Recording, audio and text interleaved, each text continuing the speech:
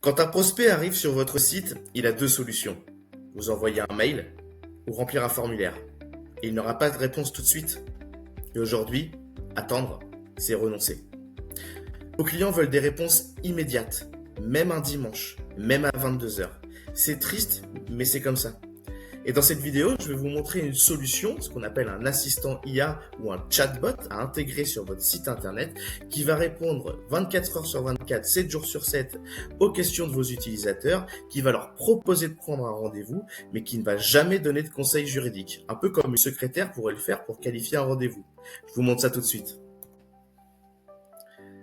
Alors, avant de commencer, je me présente. Je suis Alexis, le fondateur d'Optilexia, ce qu'on pourrait appeler un facilitateur d'implémentation de solutions IA pour les avocats. Mon but, vous faire gagner du temps pour que vous vous consacriez à ce que vous aimez, plaider. L'objectif de ma solution n'est pas de vous remplacer, mais vraiment de vous assister pour pouvoir vous faire gagner du temps. Alors, moi, ce que j'ai constaté en général, c'est qu'il y a trop de visiteurs en fait qui vont sur un site internet et qui partent sans laisser aucune trace. En fait, les internautes, ce sont des feignants. S'ils n'ont pas la réponse immédiate à ce qu'ils cherchent, ils vont aller ailleurs. Et l'intérêt, comme on le verra tout à l'heure d'un chatbot, c'est sa disponibilité 24 heures sur 24, 7 jours sur 7. Et les formulaires, en général, c'est peu utilisé. En général, j'entends que j'ai un ou deux retours par mois dans des formulaires de sites internet d'avocats. Et en même temps, ce qui est un peu logique, parce qu'il y a toute une stratégie derrière de référencement naturel à travailler qui est peu usitée. Et souvent, vous êtes absent quand vos prospects ont besoin de vous. Soit c'est le week-end, soit c'est le soir, soit vous êtes en audience. Et malheureusement, le don d'ubiquité n'existe pas. Et donc, il y a des opportunités manquées chaque semaine. Si effectivement un internaute n'a pas de réponse immédiate et que son besoin est vraiment très urgent, il ira forcément voir ailleurs. Donc, comment va fonctionner clairement en fait cet assistant IA, je vais sûrement dire assistant IA ou chatbot, vous verrez, c'est pareil, c'est vous qui choisissez. Mais donc en gros en fait le visiteur il va poser une question. Donc on a plusieurs types de questions, des questions liées à la localité du cabinet, ou les horaires, etc. Ensuite le chatbot va analyser la demande et ensuite va faire une réponse à cette demande. Et cette réponse elle va être basée sur ce qu'on appelle une base de connaissances que vous pouvez constituer vous-même ou que si on travaille ensemble, je constituerai pour vous. En général, il s'agit de prendre l'ensemble des contenus de votre site internet, de les structurer de manière à ce que l'IA puisse les lire correctement et d'ajouter une 15, une vingtaine ou une trentaine de questions récurrentes que vos clients peuvent poser. Et donc, on peut aussi identifier la tonalité, comment on veut répondre aux clients, mais l'objectif de ça, c'est vraiment de leur répondre, mais de pas de donner de conseils juridiques. C'est vraiment ça. L'objectif, c'est que vous ayez une sorte de secrétaire qui soit là H24 pour vous, 7 jours sur 7. Donc, plutôt que vous parler comme ça dans des grands mots, le mieux, c'est de vous faire une démo. Donc, on va le faire en deux fois. Je vais vous montrer d'abord la démo d'un chatbot, de ce que c'est, et ensuite comment le paramètre. À tout de suite. Comme convenu, nous voici dans la partie démo de l'assistant IA ou chatbot d'un faux cabinet d'avocats que j'ai appelé Duralex, avec Maître Dupont, faux avocat également, qui serait donc avocat dans le cadre du droit du travail. L'interface que vous voyez derrière vous, c'est là où j'ai construit en fait le chatbot. C'est un peu l'équivalent du code internet, et quand vous voyez votre site web, là c'est le code du chatbot et ici c'est le chatbot. Mais ce n'est pas du code, ce qu'on appelle du no-code, même si j'ai quand même 2-3 parties de bout de code, mais voilà, ce n'est pas du développement informatique en tant que tel, c'est ce qu'on appelle du no-code. Et donc comme vous pouvez le voir, bienvenue sur l'assistant IA du cabinet Duralex. Donc on précise bien que c'est un assistant IA, par rapport à la référence de l'IA Act, il faut bien préciser quand il y a une IA qui est impliquée.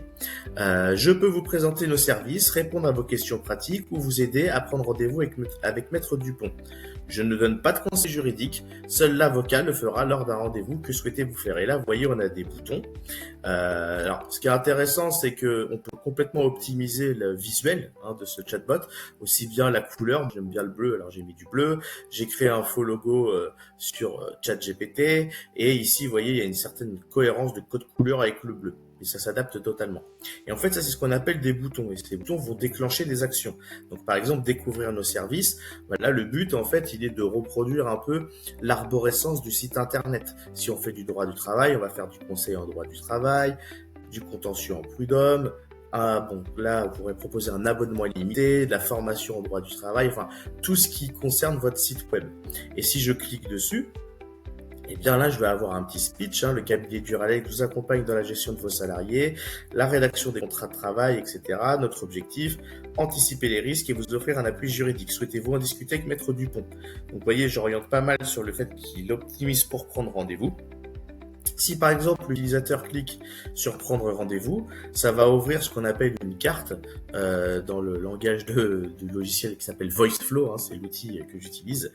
Et donc là j'ai mis une image, mais on peut mettre ce qu'on veut. Là ici on met ce qu'on veut, et là le bouton on met ce qu'on veut. Et là ce que j'ai fait, c'est que j'ai pris un cabinet au hasard, mais j'ai trouvé ça intéressant parce que dans son site web, il y avait une page avec directement son agenda intégré.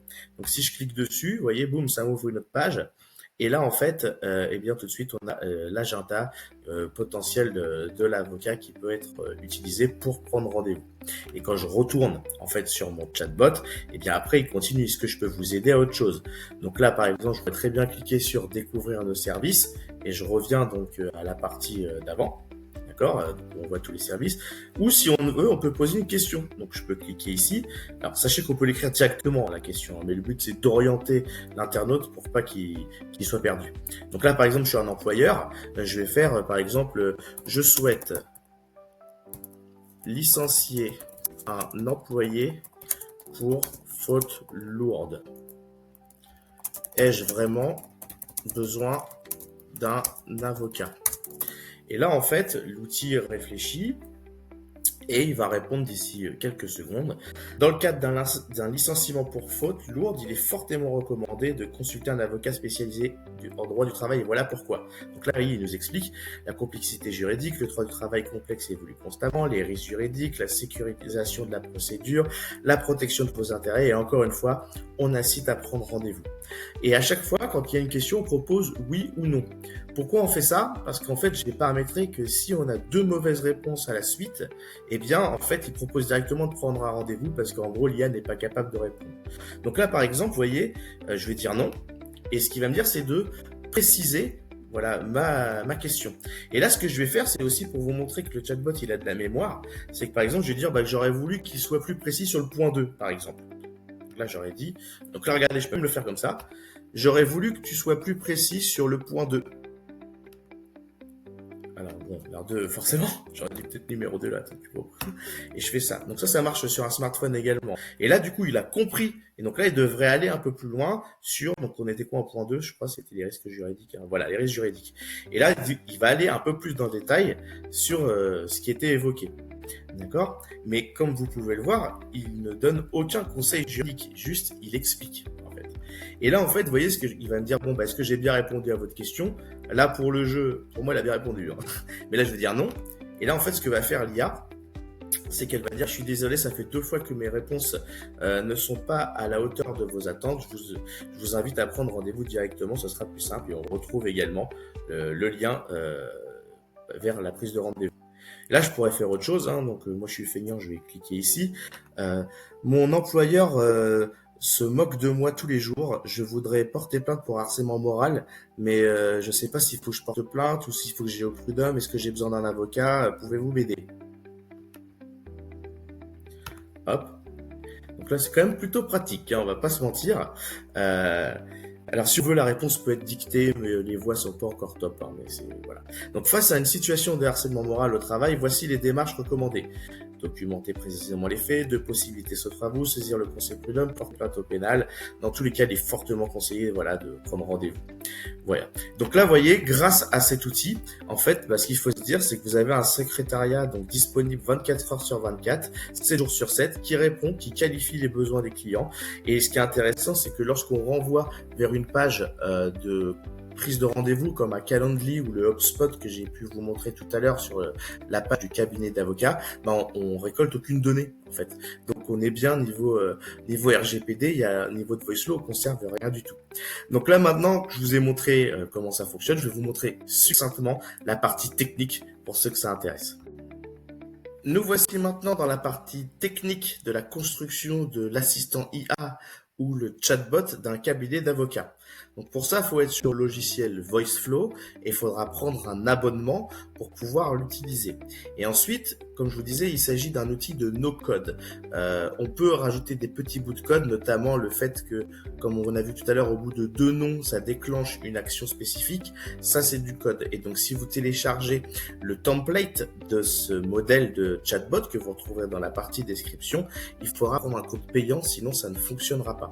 Et donc, là, ce que je veux vous montrer, en fait, c'est que, vous voyez, mon chatbot, il est divisé en 2 sections.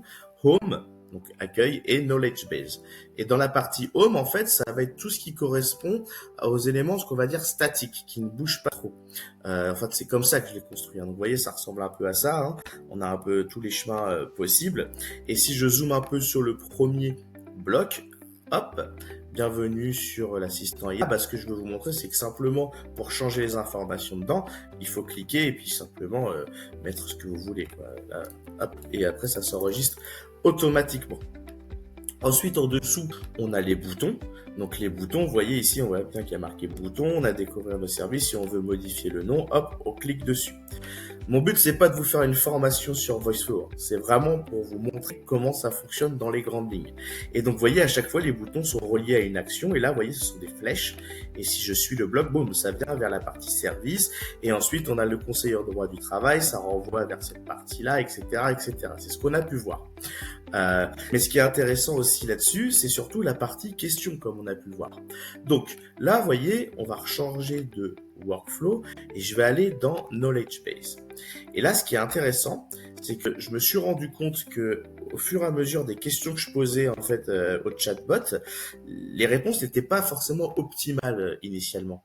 Donc, je me suis un peu formé et j'ai vu qu'il était possible de créer un prompt qui va prendre la question de l'internaute pour la réécrire de manière plus précise, plus performante pour l'IA.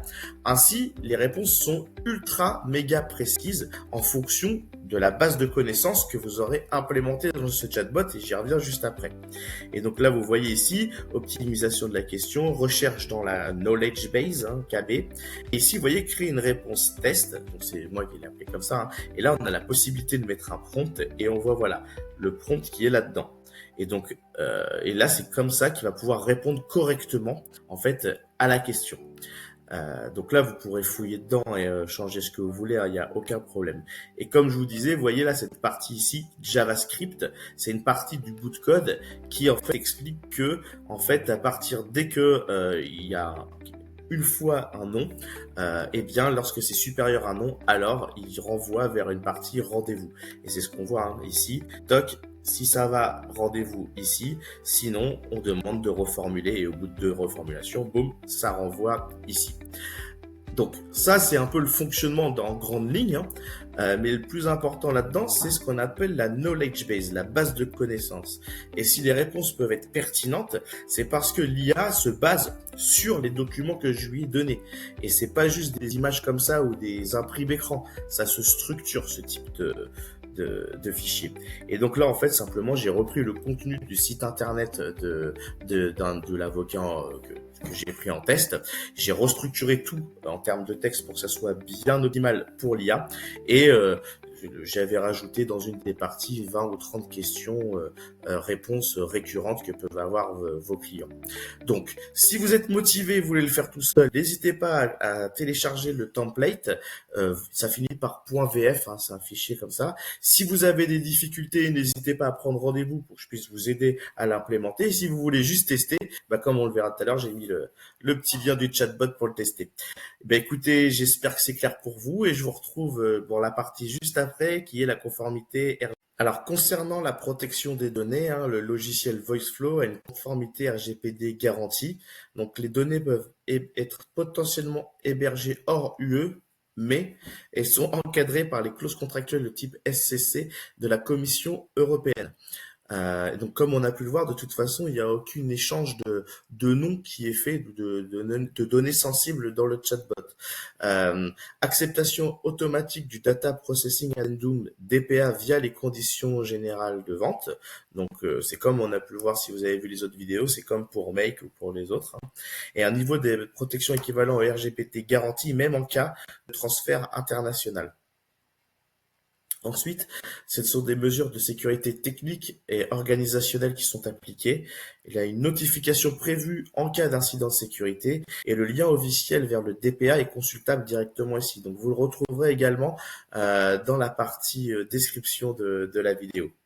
Cette vidéo touche bientôt à sa fin. Si vous l'avez regardée jusqu'au bout, n'hésitez pas à mettre assistant IA dans les commentaires.